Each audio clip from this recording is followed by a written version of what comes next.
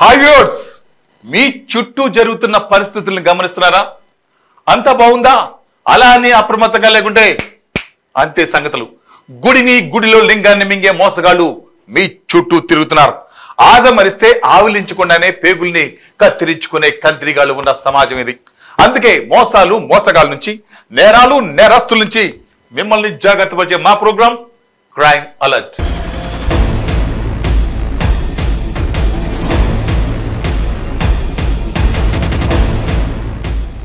ఆ చుట్టూ పచ్చని పంట పొలాలు, పక్కనే మామిడి తోట, ఆ పక్కనే జలజల పారే సెలయేరు నది. అలాంటి ప్లేస్లో అమ్మమ్మ, నానమ్మ, పెద్దనాన్న, చిన్నాన్న పిల్లలు ఉమ్మడి కుటుంబం అంతా కలిసి వన భోజనాలు ఏర్పాటు చేసుకుంటే ఆ ఆనందం, ఆ సంతోషం మాటల్లో చెప్పలేంది. చిన్న పెద్ద అనే భేదం లేకుండా అందరూ కలిసి ఆటలాడుతూ పాటలు పాడుతూ గడిపితే అలాంటి అదృష్టం కొంతమందికి వస్తుంది. అలాంటి కుటుంబం ఒకటి అలాంటి ప్రోగ్రామే ఏర్పాటు చేసుకుంది.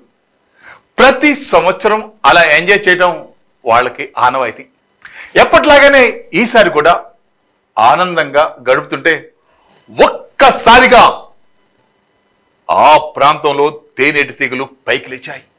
అంతే, దొరికిన వారిని దొరికినట్లు కరిచాయి. తేనెటీగలు దాడి చేస్తే తట్టుకోగలమా? అక్కడి వారు అక్కడ స్పృహ తప్పి పడిపోయారు. ప్రక్కన ఉన్న గ్రామస్తులు వారిని ఆసుపత్రిలో చేర్పించారు. ఈ ఘటన ఎక్కడ జరిగిందో తెలుసా? కోనసీమ జిల్లా ఆత్రేయపురం మండలం అంకపాలెం గ్రామంలో జరిగింది. ఏమంటే, మీరు కూడా వన భోజనాలు లాంటి ఏదైనా కార్యక్రమాలు పెట్టుకున్నా ఒకసారి ఆ పరిసరాలు ఒకసారి చెక్ చేసుకోండి. డాక్టర్ బిఆర్ అంబేద్కర్ కోనసీమ జిల్లా ఆత్రేయపురం మండలం అంకపాలెం గ్రామంలో కార్తీక మాసం సందర్భంగా అలపాటి కుటుంబ సభ్యులు తోటలో కార్తీక వనభోజనాలు ఏర్పాటు చేసుకున్నారు. ఈ వనభోజనాలలో అధిక సంఖ్యలో మహిళలు పాల్గొన్నారు.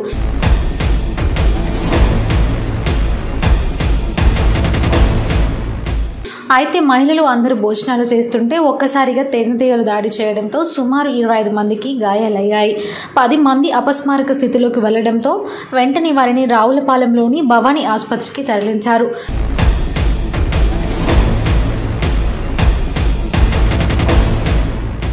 ఇద్దరు మహిళలను ఐసీయూలో ఉంచి చికిత్స అందజేస్తున్నట్టు వైద్యులు తెలిపారు.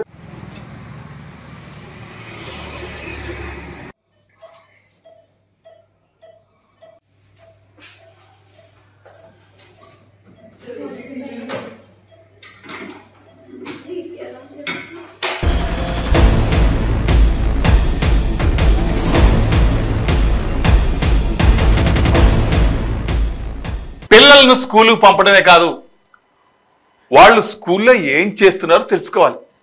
రోజు స్కూల్కి వెళ్ళిన పిల్లలకు విహారయాత్ర అంటే భలే సరదా. మనకు ఇష్టం లేకున్నా వాళ్ళ ఆనందాన్ని కాదనలేక పంపుతూ ఉంటాం. డబ్బులు మన వద్ద లేకున్నా అప్పు చేసి వాళ్ళు అడిగారని చేస్తాం. కార్తీక మాసం, మార్గశిర మాసాల్లో అయితే స్కూల్ నుండి విహారయాత్ర తీసుకెళ్తారు.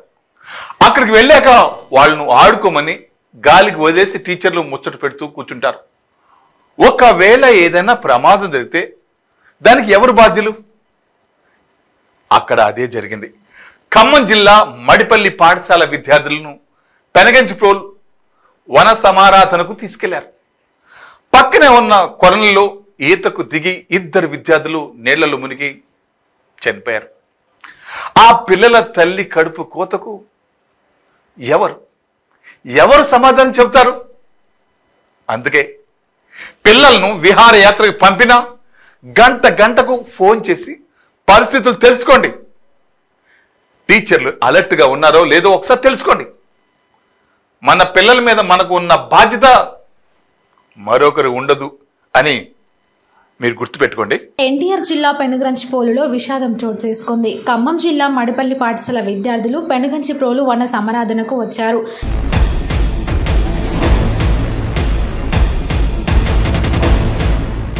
టీచర్ల పర్యవేక్షణ లేకపోవడంతో 2 విద్యార్థులు మోనేటిలో ఈతకు దిగి ఊబిలోకి చిక్కుకొని మృతి చెందారు.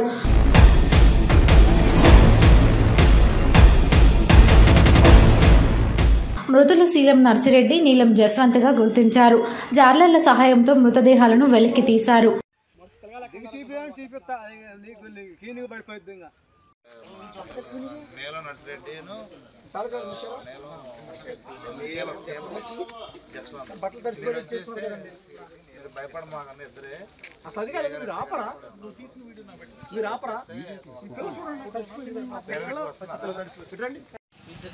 పిల్లలు ఎంతమంది చెప్పండి సార్? 75 మందిలో ఇప్పుడు ఇద్దరు పోతే మిగతా 73 మంది ఇక్కడ ఫాలో చేయండి నాకు అర్జెంట్గా. ఎంతమంది వెళ్ళిపోయారు? ఎవరు చేసుకుంటారు మరి? ఇది ఎవరు చేసుకుంటారు సార్? ఇప్పుడు ఎంతమంది ఉన్నారు? అది కాదండి, మీరు బాధ్యత లేకుండా ఎవరెవరు ఏంటి అని ఐడెంటిఫై చేసుకోవాలి కదా. ఇది జరిగిన తర్వాత అయినా మిగతా పిల్లలు ఏమైనా ఇంకా ఉన్నారో చేసుకోవాలి. ఎంతమంది వెళ్ళారు, ఎంతమంది ఉన్నారు నాకు అది చెప్పండి ఒకసారి.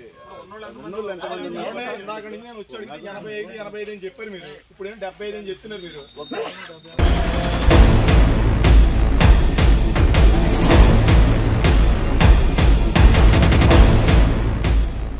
ఫ్రెండ్స్ తో గొడవలు కామన్ గా జరుగుతుంటాయి. వాటిని పెద్ద సీరియస్ గా తీసుకోవద్దు. మళ్ళీ మనం తెల్లవారితే వాళ్ళతో కలిసి చదువుకోవాల్సిందే. హాస్టల్లో అయితే ఒకే రూమ్ లో ఉన్న కొందరు ఒకరితో ఒకరు మాట్లాడుకోరు. చిన్న చిన్న గొడవలు. అందరూ చదువుకునేందుకే వచ్చిన వారే, అయినా ఎందుకో గొడవలు. అమ్మాయిలు అయితే అబ్బో ఆ గొడవలు మరీ ఎక్కువ. ఆ గొడవలు చిన్నగా మొదలై అవి ఎంతవరకన్నా పోవచ్చు. హాస్టల్లో ఉండేది మహా అయితే 3 ఏళ్ళు, లేకపోతే 4 ఏళ్ళు. ఆ తర్వాత ఎక్కడ వాళ్ళు అక్కడికి వెళ్ళాల్సిందే.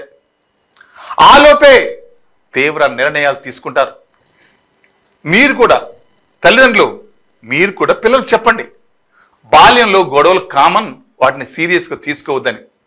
హన్మకొండ జిల్లా ఆరేపల్లిలోని మహాత్మా జ్యోతిరావు పూలే బీసీ గురుకుల పాఠశాలలో విద్యార్థుల మధ్య గొడవ జరిగి 5 మంది అమ్మాయిలు ఫినాయిల్ తాగి ఆత్మహత్యకు ప్రయత్నించారు. ఇది సరైన నిర్ణయమేనా? ఒకవేళ ప్రాణాపాయం జరిగితే మిమ్మల్నే నమ్ముకున్న ఆ తల్లిదండ్రుల ఆశలు కలలుగా మిగాల్సిందేనా? పిల్లలు ఒకసారి ఆలోచించండి. హన్మకొండ జిల్లా ఆరేపల్లిలోని మహాత్మా జ్యోతిరావు పూలే బీసీ గురుకుల పాఠశాలలో ఫినాయిల్ తాగి 5 విద్యార్థులు అస్వస్థతకు గురయ్యారు. ములుగు జిల్లాకు చెందిన మహాత్మా జ్యోతిరావు పూలే బీసీ గురుకుల పాఠశాలలో అల్పాహారం చేస్తున్న సమయంలో 10వ తరగతి చదువుతున్న విద్యార్థుల మధ్య ఘర్షణ జరిగింది.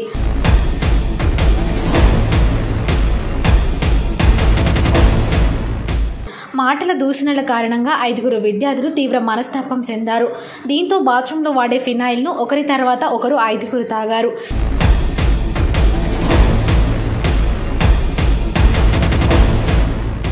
ఈ విషయాన్ని వారితో గొడవపడిన విద్యార్థులు ప్రిన్సిపల్కి తెలిపారు.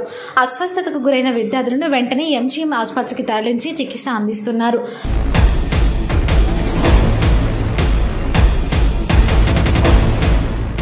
ప్రస్తుతం వారి ఆరోగ్య పరిస్థితి నిలకడగా ఉందని వైద్యులు తెలిపారు.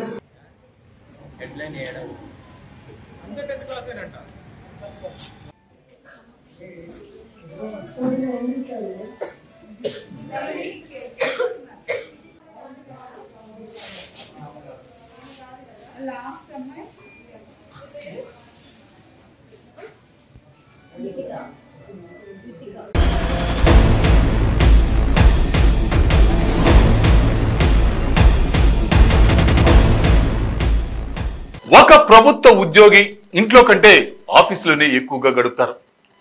తోటి ఉద్యోగులతో సంబంధాలు అలాగే మెయింటైన్ చేస్తారు. 20 ఏళ్లకు ఉద్యోగం ఎగితే 60 ఏళ్ళు వచ్చే వరకు ఆఫీసులోనే ఉద్యోగులతో పాటు కలిసి జీవిస్తారు. తోటి ఉద్యోగులతో బంధం అంత గట్టిది. అందులో కొంతమంది ఉన్నత ఉద్యోగులు ఉంటారు. అదేంటో వాళ్ళకు ఇలాంటి బంధాలు స్నేహాలు ఏమీ ఉండవు. ఎప్పుడు కింది స్థాయి ఉద్యోగులు పీల్చు తినడం తప్ప. ఎప్పుడు ఉద్యోగులు వేధిస్తూనే ఉంటారు. అలాంటి ఓ అధికారి ట్రాన్స్ఫర్ అయితే ఆ ఆనందమే వేరు. అలాంటి అధికారి ట్రాన్స్ఫర్ అయ్యాడని ఓ గవర్నమెంట్ ఆఫీస్లో పటాకులు పేల్చి సంబరాలు చేసుకున్నారంటే ఆ మహానుభావుడు ఎంత గొప్పవాడు. మీరు అలా ఉండకండి. మనతో కలిసి పనిచేసే ఉద్యోగులే కాస్త వాళ్ళను ఒక కంట చూసుకోండి. ఆదిలాబాద్ ఎస్ఈ ఉత్తమ్ జాడే బదిలీతో ట్రాస్కో ఎస్ఈ కార్యాలయం ఎదుట ఉద్యోగులు ఆనందంలో సంబరాలు చేసుకున్న సంఘటన జిల్లాలో చర్చనీయాంశమైంది. కార్యాలయంలోని సిబ్బందిని ఉద్యోగులను గత 4 ఏళ్లుగా వేధిస్తూ ఇబ్బందులకు గురి చేశారని ఉద్యోగులు ఆవేదన చెందారు.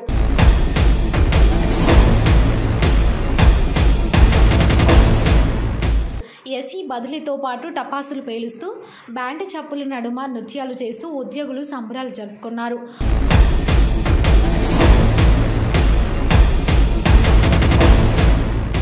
ఉత్తమ్ జాడే డిచ్పల్లికి బదిలీ అయ్యారు. జాడే స్థానంలో ఆసిఫాబాద్ డిఈ సంపత్ను ఆదిలాబాద్ ఎస్ఈగా బదిలీ చేశారు.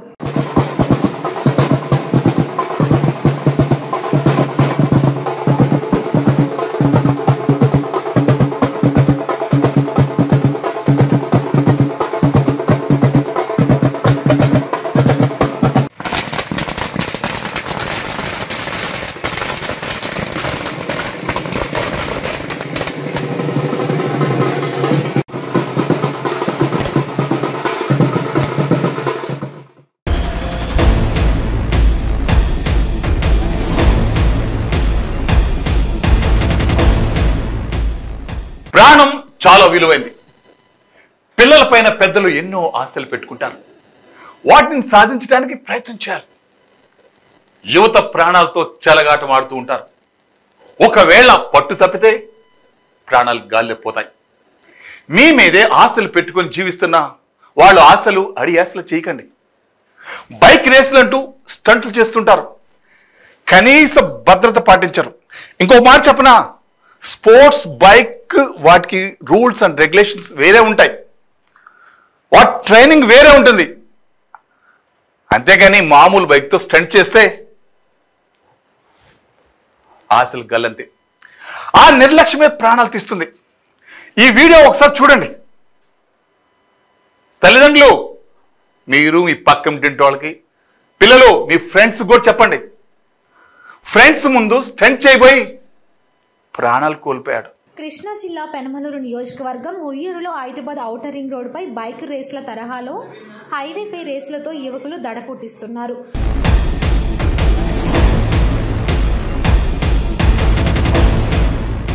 సోషల్ మీడియాలో లైక్ల కోసం ప్రాణాల మీదకి తెచ్చుకుంటున్నారు. గత 20 రోజుల క్రితం ఉయ్యూరు బైపాస్లో ఓ యువకుడు ఫిట్స్ చేస్తూ ప్రమాదవశాత్తు కింద పడి ఆసుపత్రిలో చికిత్స పొందుతూ ప్రాణాలు వదిలాడు.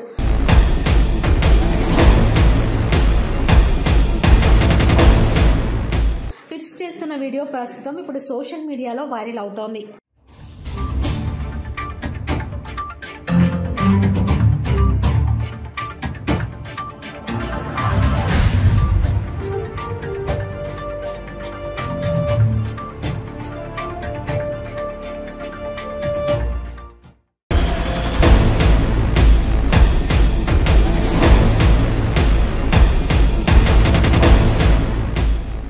సో వివర్స్, ఇది ఇవాల్టి క్రైమ్ అలర్ట్. మరిన్ని క్రైమ్ న్యూస్ తో మళ్ళీ రేపు ఇదే సమయానికి మీ ముందుకు వస్తుంది క్రైమ్ అలర్ట్. చూస్తూనే ఉండండి 9 న్యూస్. ప్రతి క్షణం ప్రజాక్షేమం కోసం.